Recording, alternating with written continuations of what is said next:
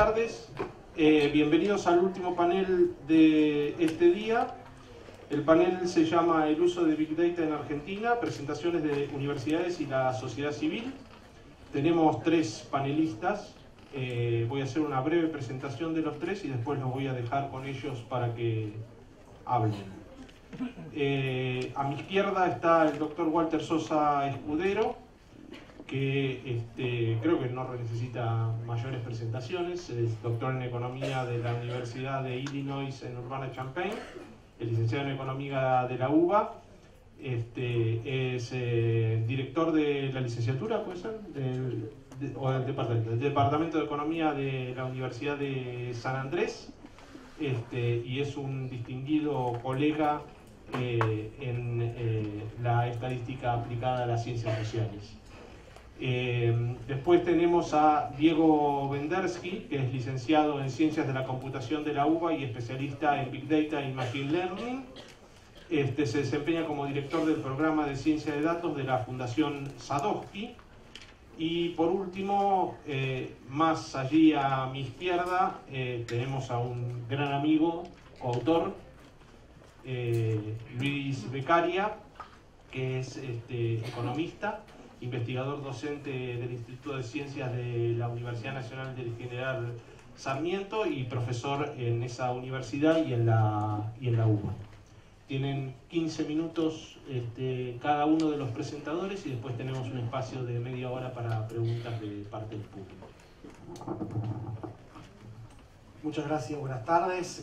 Primero me sumo al espíritu celebratorio de que estemos discutiendo estas cosas dentro del espacio físico institucional del INDEC. Así que muchísimas gracias por la invitación.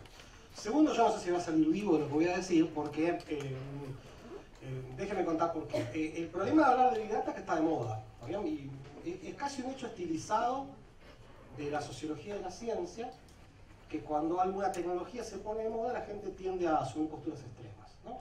Los que opinan que estamos haciéndole cosquillas en los talones de Newton, ¿no? Y que en definitiva el método científico está avanzando y viendo sus últimos días.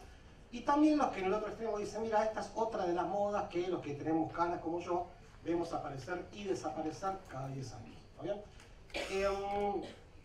Como me presentó Martín, yo creo que soy un científico social, de ahí vengo, y me toca tener una postura intermedia, Mi espíritu de economista me dice que todas estas cosas tienen costos y beneficios. Yo soy muy optimista con respecto a Big Data, pero como tengo poco tiempo voy a hablar de la parte pesimista. ¿Está bien? O sea, en definitiva, como mis colegas ya hablaron de todo lo bueno, yo voy a hablar de algunas cosas que hay que tener cuidado. Al título de esta charla le falta una palabra. Dice, Big Data, 6 desafíos para las estadísticas sociales en Argentina. O en países que se le parecen a Argentina, ¿no? ¿Bien? Porque otros países o no tienen estos problemas, o los pudieron resolver, o los podrían resolver con una tasa relativamente rápida. Así que en definitiva yo quería contextualizar mi charla en esas dos dimensiones. Como soy optimista, y esta es una especie de charla de autoayuda estadística, a mí me gusta, cuando los científicos nos dicen problema, desafío, nosotros vamos allá. O sea, yo me convencí de estudiar estadística hace más de 25 años, cuando alguien me dijo, ¿te parece estadística con la porquería que son otras en Argentina? Ahí me convencí. Ahí dije, esto es realmente lo mío. Entonces, cuando un científico me dicen difícil, complejo, es como que nos atrae, no nos espanta. Así que, en definitiva, yo querría que los desafíos que les voy a contar sean realmente desafíos, no cosas para salir corriendo, sino que me parece que si transformamos los desafíos en oportunidades, vamos a terminar ganando todos. Ese es el mensaje que quiero pasar y se me escapan los 15 minutos. Muy bien. Son 6 puntos, y si me quedo sin tiempo voy a pasar a lo sumo 6 puntos. El primer punto que yo quiero hacer es un desafío, es esta idea que tenía mucha gente al principio de Big Data, en donde uno pensaba, bueno, mira, eventualmente vamos a tener todos los datos, ¿está bien? Entonces, ¿tiene sentido hacer una metafísica de los datos? Es un nombre simpático para una teoría, eso es lo que quiero decir. Cuando posiblemente hayamos creado teorías para ver si la teoría nos dice aquello que no somos capaces de ver directamente, ¿está bien? Y el punto que hay que tener, a mi juicio, hay que tener mucho cuidado con la idea de que Big todos los datos, por dos razones. Primero, que la historia del análisis de datos tiene un montón de ejemplos de darse contra la pared cuando uno piensa que tiene todos los datos. el nacimiento de todo el campo del muestreo, uno de los grandes logros de la ciencia, tiene que ver con el estrepitoso fracaso de la encuesta de River Valles, que pensaba que podían traquear la elección de Estados Unidos con más o menos 10 millones de observaciones. Para el año 1936, 10 millones de observaciones era really big data, ¿está bien? Teniendo en cuenta que una encuesta política hoy se hace con 1000 observaciones, ¿está bien? Fue un papelón histórico porque la encuesta se hizo con cupones que se devolvían a vuelta de correo. Piensen quién tenía tiempo y energía en el año 1936 para devolver una encuesta por correo. La empresa Gallup logró replicar y predecir correctamente los resultados de las elecciones con nada más que 8000 observaciones. O sea, en definitiva, siempre que aparecen muchos datos, muchas veces aparecen muchos datos de no necesariamente el lugar que yo quiero que aparezcan. El otro punto, eso tiene que ver con que, justamente porque Big Data lo que trae a la mesa son datos no estructurados, ¿no bien? Es una de las Bs. Están atravesados por las elecciones de las personas que deciden utilizar la tecnología que produce datos. ¿Qué quiero decir con esto? Yo uso una autopista y con estos aparatitos ahora que me miran la patente, yo puedo adivinar mucho acerca de los usuarios de una autopista. Qué auto usan, qué aspecto tienen, bla, bla, bla, y realmente está buenísimo, pero quizás a los efectos de la política pública, a mí lo que me interesa es la información de los que no usan autopista, ¿verdad? Y esa información es necesariamente faltante.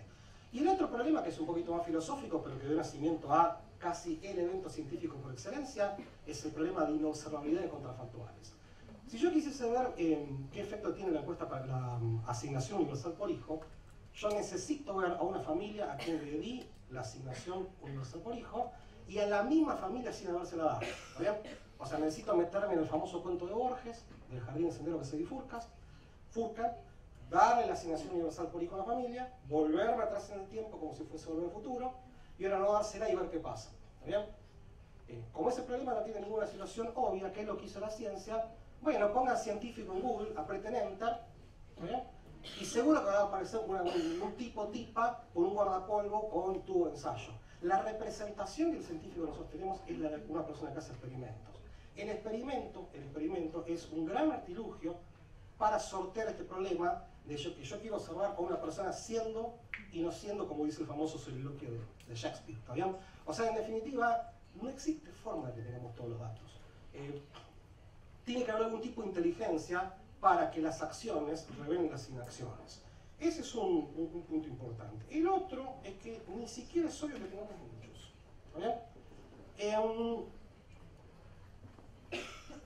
La reacción de la ciencia y de la estadística frente al problema de la dificultad de la información no fue intentar conseguir más datos, sino darle estructura a los datos. De hecho, uno de los grandes logros de la ciencia moderna es o el diseño de experimentos o el diseño de encuestas complejas. Entonces, justamente el objetivo de una encuesta compleja es a ver si unos poquitos datos nos pueden decir mucho acerca de una realidad. ¿Cuántos datos hace falta? Esa respuesta no se la puedo dar. Insisto, yo sé que una caja está llena de pelotitas negras o pelotitas blancas. ¿Cuántos datos necesito para darme cuenta de qué color son las pelotitas?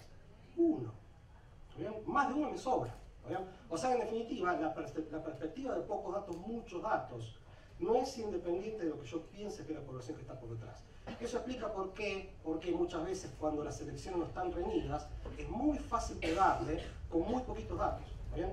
Y si este es un problema para los que estudian esto, es una característica de la distribución de Bernoulli y eso es lo que quiero decir.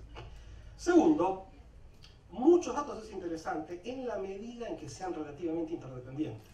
Insisto, yo le pregunto a Alejandra 80 veces qué edad tiene, que no lo voy a hacer porque todavía guardo cierto respeto, no para Alejandra sino para la audiencia.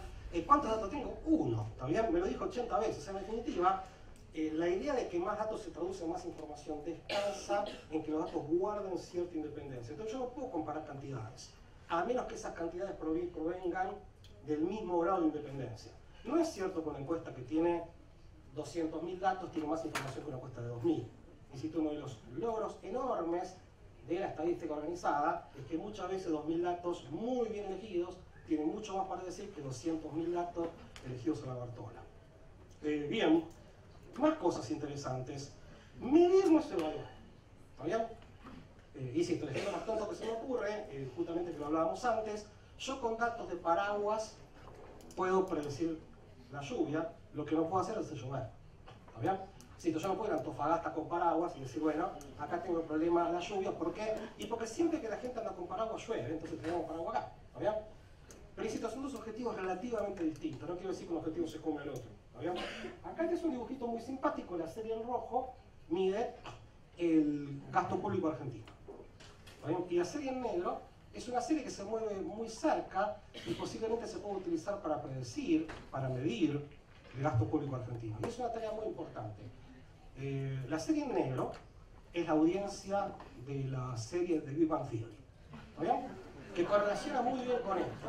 ¿Por qué correlaciona muy bien con esto? Por casualidad se cuelan los agujeros de la estadística, ¿bien?